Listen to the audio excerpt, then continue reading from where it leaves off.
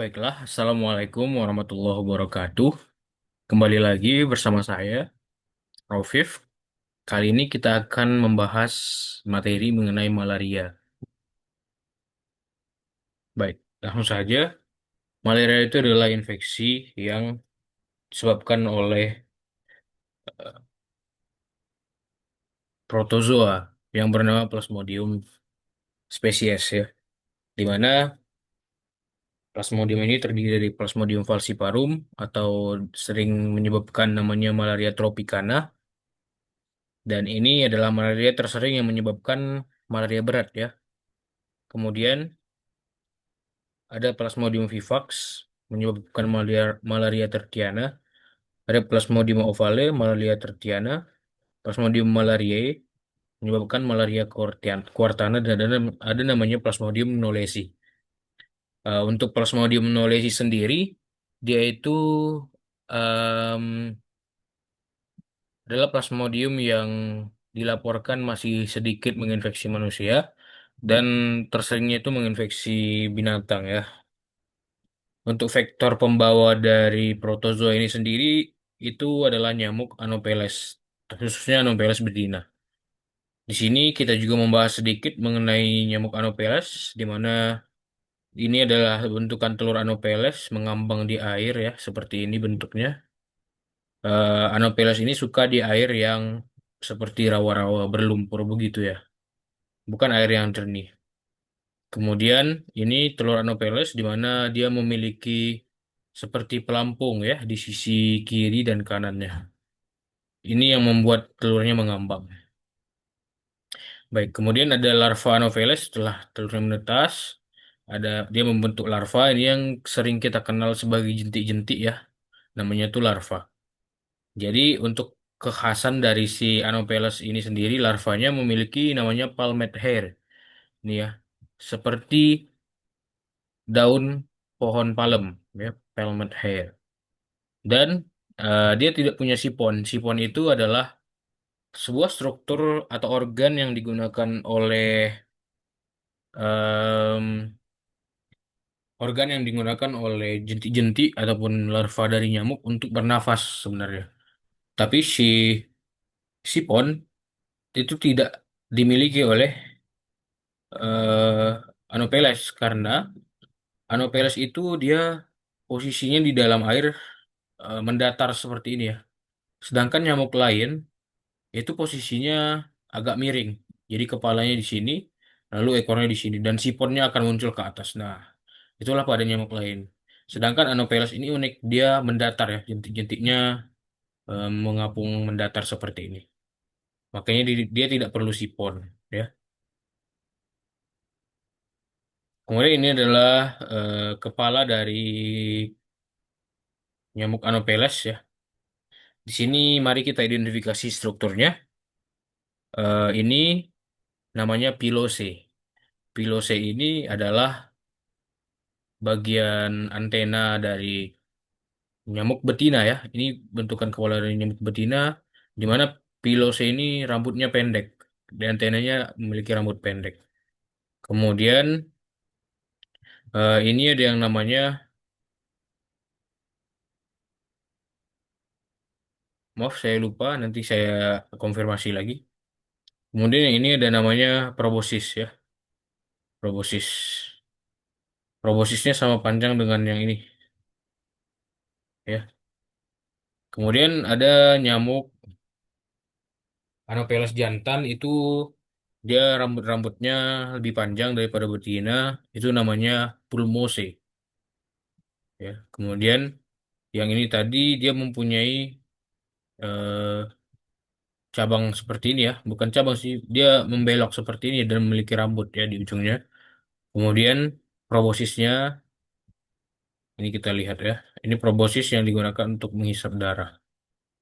Nah, kalau jantan itu dia sumber makanannya itu sari-sari buah. Tapi kalau betina itu menghisap darah karena dia butuh nutrisi untuk telurnya ya. Nah, ini adalah sayap dari nyamuk Anopheles, di mana dia bersisik dan memiliki sisi gelap dan sisi terang ya. Sisi gelap, sisi terang.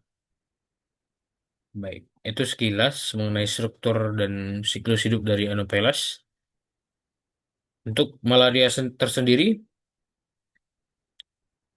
kita punya gejala yang disebut dengan trias malaria, demam, menggigil, dan berkeringat. Itu adalah trias malaria, dan gejala lain bisa disertai dengan nyeri kepala, mual, muntah, dan mialgia atau pegel-pegel ya.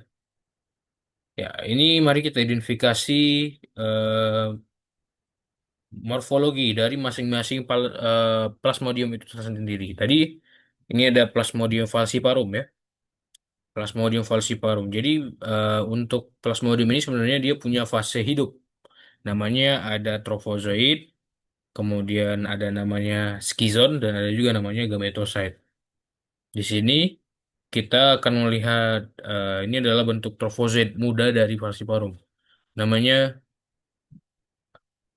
ring akol, marginal form atau ring akol. Sering disebut dengan ring akol ya, ring akol. Karena dia bentuknya di pinggir seperti ini, disebut ring akol. Kemudian ring form ini cukup umum untuk hampir semua plasmodium bentuknya seperti ini ya. Kemudian untuk kekhasan dari si falciparum sendiri juga dia punya double dot chromatin namanya, double dot rings atau headphone shape ya. Sering disebut begitu. Baik, kemudian ketika trofositnya sudah mulai tua, dia mulai membentuk titik-titik nih, pigmen-pigmen. Nama pigmennya adalah Maurer dots. Maurer dots ya. Kemudian dia akan membentuk skizon, ya, skizonnya bulat seperti ini. Dan ini jarang sih ditanyakan skizonnya karena hampir mirip semua ya skizon. Terus female, kemudian dia membentuk gametosit ya. Gametosit dari falciparum ini khas, dia berbentuk seperti pisang atau sosis ataupun seperti ginjal. Ya. Nanti gametosit ini nanti akan diserap oleh nyamuk kembali untuk dia akan berkembang biak secara seksual di dalam tubuh nyamuk. Lalu nyamuk itu nanti mampu menyebarkannya lagi ke hospes lain gitu. Jadi di tubuh manusia dia itu si plasmodium berkembang biaknya secara aseksual. Nah, tapi di tubuh nyamuk dia berkembang biak secara seksual. Oke, selanjutnya Plasmodium vivax. Di Plasmodium vivax dia kita punya ring form hampir sama sebenarnya kayak yang ini ring form di falciparum, tapi di vivax dia itu punya ring yang kayak tidak beraturan ya. Kalau di falciparum kan dia agak beraturan ya, rapi. Kalau di vivax dia itu seperti apa ya, lebih melambai-lambai, tertiup angin. Nah itu namanya amoeboid, sifatnya amoeboid, seperti amuba. Jadi bentukannya itu tidak teratur ya. Nah inilah dia, namanya Plasmodium vivax ya. Nah apalagi trofosit tuanya ya, mulai terbentuk pigmen-pigmen titik-titik namanya Schuffner dot. Kemudian untuk skizon dan untuk gametosit. Gametositnya bulat ya. Ini jarang ditanyakan. Baik, kemudian untuk Plasmodium ovale, seperti namanya dia berbentuk oval, kemudian ini ada bentuknya ring juga, mirip ring. Nah, ini namanya comet form. Ini adalah kekhasan dari ovale, dia punya ringnya pada trofosit tuanya itu ring comet form, bentuk seperti komet, dan dia ini fimbre. Bisa dilihat di sini ujungnya itu seperti tajam-tajam begini ya. Itu fimbre namanya. Sedangkan yang lain tadi itu dia bulat ya dan tidak ada seperti ini. Ini tajam-tajam gitu. Ini fimbre namanya. Ya. Nah, ini fimbre. Set, set, set, nampak ya? Seperti punya ekor gitu dia. Menjuntai-juntai. Nah, kemudian nama titiknya itu nama Schuffner dot atau sering disebut James dot. James dot. Ya. Ini adalah skizonnya jarang ditanyakan karena sulit membedakannya dan female gametocyte.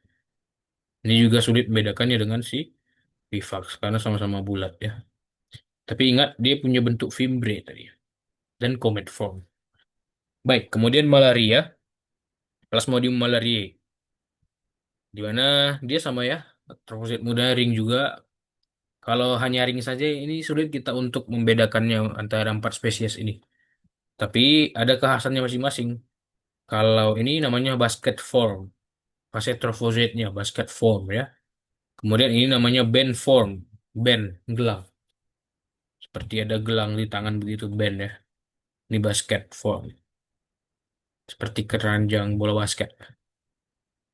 Nah, ini yang khas lagi dari si Plasmodium malariae, skizon. Skizonnya ini sangat rapih ya, berbentuk seperti roset. Roset form, sering disebut dengan roset form. Atau bunga seruni bahasa Indonesianya. Bunga roset ya. Kemudian untuk titiknya sendiri itu namanya Maurer. Kalau tadi si falciparum itu Maurer, kemudian si oval itu Schuffner, kemudian untuk si Vivax Schuffner atau James Dot. Kalau si malaria itu sebentar ya, saya periksa dulu.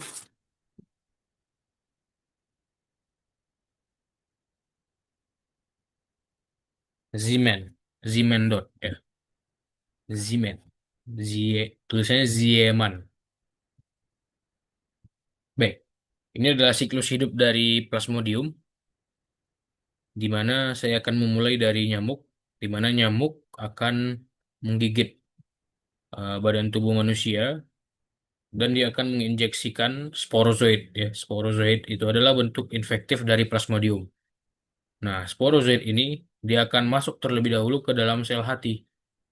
Nah, sel hati ya. Di sel hati, di sel hati dia akan membentuk skizon. Skizon ini sebenarnya apa? Ada sel hati, di dalamnya itu sudah ada anak-anak dari si sporozoid yang menginfeksi itu tadi, namanya merozoid ya. Jadi anak-anaknya ini namanya merozoid. Dia telah berkembang biak secara aseksual di sini, membelah-membelah. Tapi dia di dalam sel hati. Nah, ini namanya skizon ya. Kemudian berselang 1 minggu, skizon ini akan ruptur, pecah dia dua. Sel hatinya akan ruptur dan mengeluarkan anak-anaknya nih, namanya merozoid ya, merozoid. Nah, untuk si ini Plasmodium vivax dan ovale, dia punya fase namanya hipnozoid. Hipno, tidur ya. Ada fase tidur. Jadi kalau pada nyamuk biasa, pada Plasmodium falciparum dan malariae, setelah 1 minggu ini akan pecah nih. Terus, tapi kalau si vivax dan ovale, dia akan punya fase hipnozoid. Jadi dia tidak pecah-pecah, walaupun sudah melebihi waktu batasnya. Kita tidak tahu dia kapan pecahnya ya. Nah itu si vivax dan ovale. Dia punya fase dorman namanya, dorman atau hipnozoid. Nah, kemudian ini tadi yang ruptur tadi, bayangkan ini adalah falciparum ataupun malariae. Nah, setelah si merozoid ini keluar, anak-anaknya keluar, dia akan mulai masuk ke erythrocytic cycle. Oh ya, untuk ini tadi exoerythrocytic. Jadi di luar dari sel eritrosit. Kalau ini tadi di dalam sel eritrosit ya, sel di dalam eritrosit siklusnya. Nah, si anak-anaknya ini masuk ke dalam sel eritrosit, zat masuk dia, dan dia akan mulai membentuk tadi trofozoid, imatur trofozoid yang kita bahas di atas ya. Imatur trofozoid akan berubah menjadi matur trofozoid, lalu akan berubah menjadi skizon, dia berkembang biak secara aseksual ya, membelah diri makin banyak dia di dalam sel darah merah ini.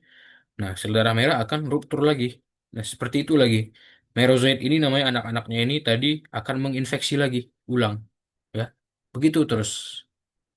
Nah, dari beberapa merozoid ini dia akan sebagian masuk ke dalam eritrosit lagi untuk menginfeksi. Tapi ada juga sebagian yang dia akan membentuk gametosit. Gametosit untuk melanjutkan siklus seksualnya. Jadi nanti setelah dia berhasil membentuk gametosit, dia akan diserap lagi oleh nyamuk melalui darah kita dan di dalam tubuh nyamuk dia akan melanjutkan seksual proses pem- perkembangbiakan secara seksual antara gametosit ya. Kalau tadi falciparum dia seperti sosis dan yang lainnya bulat ya. Vivax, ovale, dan malariae. Nah, ini dia akan masuk ke dalam tubuh nyamuk dan dia berkembang biak secara seksual. Antara seksual itu kan maksudnya ada jantan dan betina gitu. Nah, lalu dia akan bergabung menjadi satu ya, shoot gitu. Lalu dia membentuk sebuah makrogamet. Nah, makrogamet ini I'm sorry. Jadi makrogamet dan mikrogamet akan menyatu ya. Lalu dia akan bentuk ookinet. Ookinet ini akan membentuk ookis ya. Dari persatuan mereka berdua itu lalu dia akan merilis sporozoid. Nah, sporozoid inilah lagi yang dapat menginfeksi manusia. Jika uh, jika di dalam tubuh nyamuk yang menggigit kita manusia itu ada sporozoidnya gitu, akan masuk lagi ke dalam tubuh manusia begitu. Begitulah siklusnya ya untuk malaria. Baik, untuk diagnosis malaria,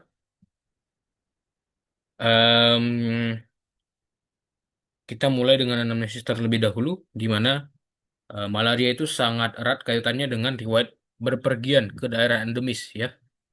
Kalau di Indonesia itu daerah endemis di daerah timur biasanya, Papua, kemudian ada Timor Timur, NTT, NTB ya. Kemudian kalau di Sumatera Barat itu ada Mentawai, kalau di Sumatera Utara Nias misalnya. Nah, itu daerah endemis di Indonesia. Kemudian untuk pola demam kita tanyakan pada anamnesis. Kalau kalau Plasmodium falciparum biasanya polanya yang kita sebut biasa kita sebut tropicana itu demamnya kontinu setiap hari atau tidak menetap malah. Atau bisa saja demam hari ini tidak, kemudian demam. Nah, atau demam terus, demam tinggi terus. Nah, itu tidak menetap. Kemudian kalau Vivax dan Avale, atau kita sebut polanya tertiana, dia demam setiap 48 jam. Jadi polanya demam, tidak demam, demam. Ya, lagi tidak demam, demam, tidak demam, demam. Nah, itu pada Vivax dan Avale. Kemudian Quartana, demamnya polanya demam, tidak demam, tidak demam, demam. Jadi tidak demam, tidak demam, demam. Nah, itu siklusnya setiap 72 jam. Untuk pemeriksaan fisik sendiri, kita lihat ya, suhunya harusnya berada di atas 37,5, berarti dia pyrexia. Kemudian konjungtiva anamis, karena itu tadi, si trofozoit, dia berubah jadi skizon, ya skizonnya ruptur dalam eritrosit. Nah, berarti eritrosit kita akan kehilangan fungsinya, jadi dia akan pecah tuh eritrosit ya. Jadi anemia jadinya. Konjungtiva anamis, ataupun telapak tangan tapak pucat ya, sklera ikterik, karena kemungkinan besar ini di hati tadi kan dia menginfeksi hati terlebih dahulu, hati eh, sel hati pecah dan di mana hati itu kan fungsinya mengolah bilirubin ya. Ketika bilirubin yang tidak terkonjugasi itu tinggi, maka dia bisa menyebabkan ikterik. Kemudian splenomegali, akibat spleen itu adalah organ yang berfungsi mengolah eritrosit ya. Nah, jika eritrositnya terlalu banyak nih yang perlu diolah, eh, spleen itu adalah organ tempat eritrosit pecah di dalam tubuh kita. Nah, ketika dia terlalu banyak, nah dia akan bekerja lebih keras. Nah, makanya menyebabkan pembesaran splenomegali. Kemudian hepatomegali, ya, karena ada itu tadi, skizon ini dia termasuk di dalamnya bisa menginfeksi si sel Hepar tadi ya. Baik, pemeriksaan tunjang selanjutnya, em, kita lakukan hapusan darah tebal dan hapusan darah tipis. Hapusan darah tebal untuk melihat ada parasit atau tidak, ya. Kemudian untuk hapusan darah tipis ini untuk melihat stadium atau jenis. Atau hapusan darah tebal ini untuk sensitivitas, ya. Untuk darah tipis itu untuk spesivitas namanya. Dilakukan ketika pasien menggigil, ya.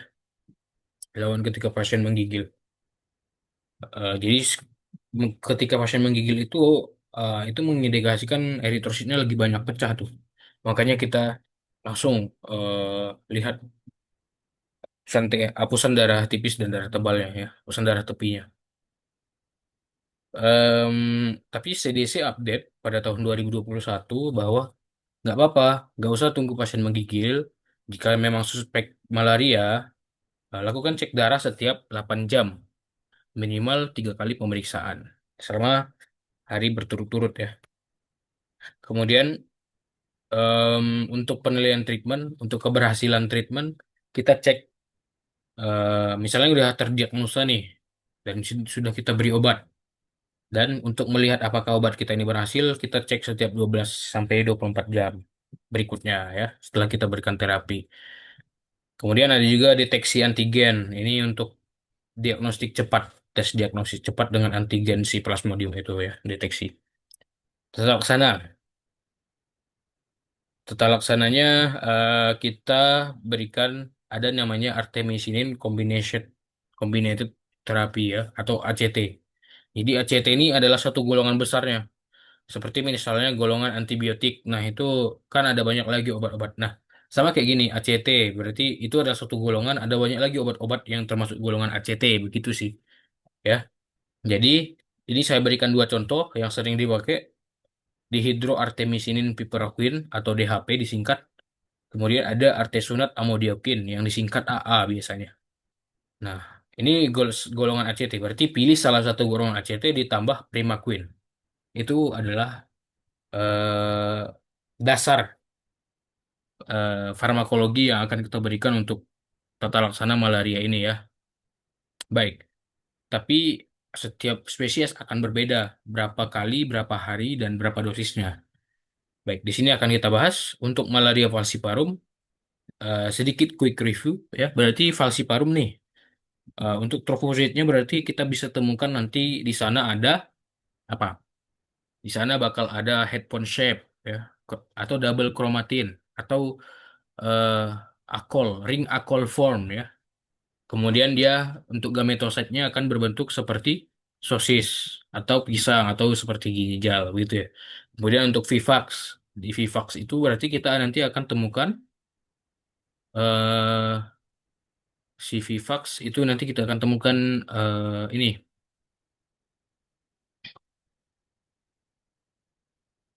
Coba kita lihat ke atas. Dia amoeboid ya. Jadi ringnya itu tidak tidak rapih ya. Itu ciri khas si vivax. Amoeboid ya. Kemudian nama nama titiknya Skovner dot. Kalau si falciparum tadi nama titiknya em, Maurer dot ya. Kemudian misalnya eh, kita berikan kita menemukan ada fimbre berarti ada comet form. Kemudian nah itu berarti apa? Ovale ya. Kemudian kita menemukan ada rosette form pada skizonnya. Nama titiknya Z-man. Kemudian apa lagi? Ada basket form pada trofosit muda.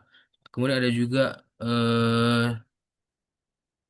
band form ya pada trofosit muda. Nah, itu berarti malaria. Nah, begitu kita cara menentukan fungsinya adalah untuk melihat terapi yang tepat ya. Untuk falciparum kita berikan ACT 3 hari tambah Primaquine single dose. ACT-nya kita pakai DHP ya, dihydroartemisinin piperacin. Itu golongan ACT. Berarti DHP 3 hari tambah Primaquine single dose. Dosis Primaquine adalah 0,25 per kilogram berat badan. Nah, atau ini adalah first line-nya. Kalau tidak ada ini berarti kita bisa ganti Kina 7 hari, doxycycline 7 hari, dan Primaquine single dose. Nah, ini untuk Vivox Ovale eh, kita berikan ACT 3 hari, berarti nama obatnya DHP ya, dihidro, dihidroartemisinin piperacin selama 3 hari, ditambah Primaquine 14 hari. Kenapa Primaquine-nya panjang? Karena seperti yang kita tahu, Vivax dan Ovale, dia punya fase hipnozoid, ya. Dia akan lama pecahnya di sini.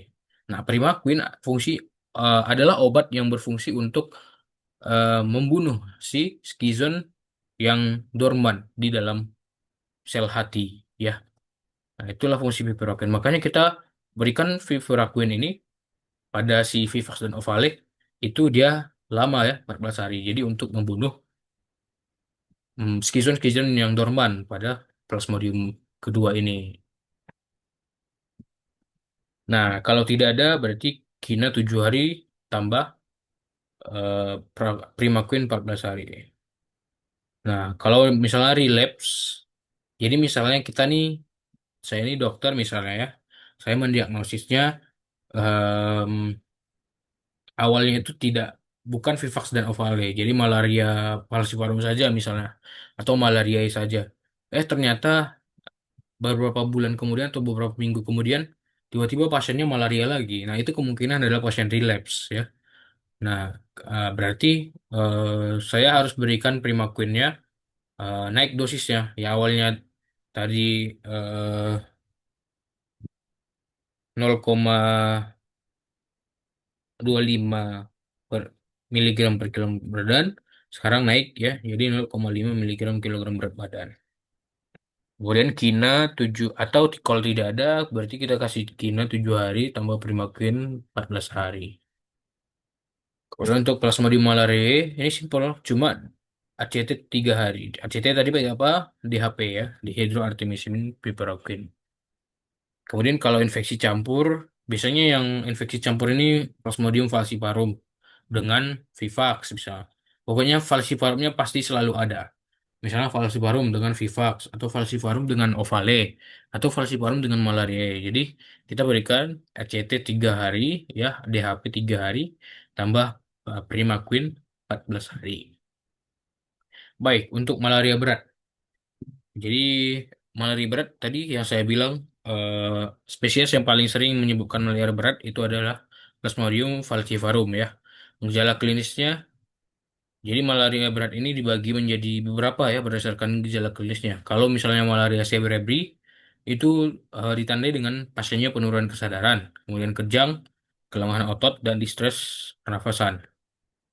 Nah, kemudian ada namanya malaria algit ya, shock. Ini ditandai dengan pasiennya shock, gagal sirkulasi, systolic blood pressure-nya bisa sampai di bawah 80 mm air aksa, kemudian diastolic blood pressure-nya bisa sampai di bawah 60 mm air aksa. Capillary refilling time-nya itu bisa lebih dari 3 detik, berarti itu menandakan perfusi perifernya buruk ya. Berarti darahnya tidak sampai dengan cepat di perifer, di ujung jari, dari jantung ke ujung jari. Kemudian ada yang namanya black water fever. Nah, ini akibat adanya hemoglobin urea. Jadi sering dikatakan di soal urin pasien seperti cola, Coca-Cola ya, coklat seperti itu. Karena apa? Karena terjadi hemoglobin urea. Kenapa bisa terjadi hemoglobin urea? Karena tadi plasmodium itu dia menginfeksi eritrosit. Ya ketika parasitnya terlalu banyak, maka eritrosit yang pecah juga akan semakin banyak. Nah, itu menyebabkan hemoglobin itu terlepas ke plasma darah dan tidak tersaring di ginjal ya, maka dia akan bisa memberikan damage ke ginjal dan menyebabkan hemoglobinnya itu bocor ke urin kita. Nah, biasanya jika serius bisa menyebabkan gagal ginjal akut dan bahkan perlu hemodialisa ya.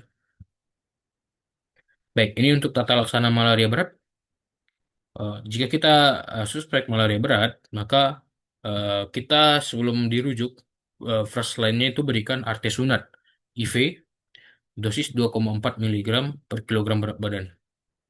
Kemudian di tempat rujukan, artesunatnya kita berikan 2,4 miligram berat badan pada jam pertama kali kita menemukan suspek itu, kemudian 12 jam berikutnya, kemudian 24 jam berikutnya. Kemudian selanjutnya 24 jam berikutnya sampai pasien sadar. Berarti 0, 12, 24, baru 24 lagi, baru 24 lagi sampai pasien sadar dan bisa minum obat oral ya. Wah, kemudian jika tidak ada arti sunat, maaf. Aduh, salah ini. Oh ya, ini bukan artis sunat ya. Artis sunat sudah tadi di atas. Harusnya ini adalah artemeter. Iya benar artemeter, saya salah. Ini saya ganti ya sebentar. Coba ya saya coret artemeter.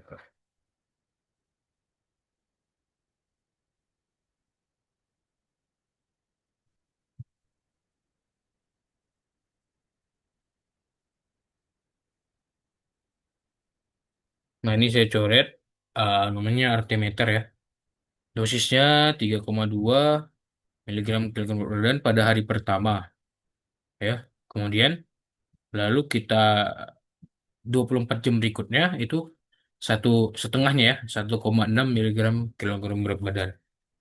Nah, untuk artemeter itu pemberiannya IM, intramuskular ya. Lihat saja, untuk menghafalnya mudah sih. Artemeter berarti M kan, IM. Artesunat berarti U itu kayak V, berarti IV. Itu sih. Ya.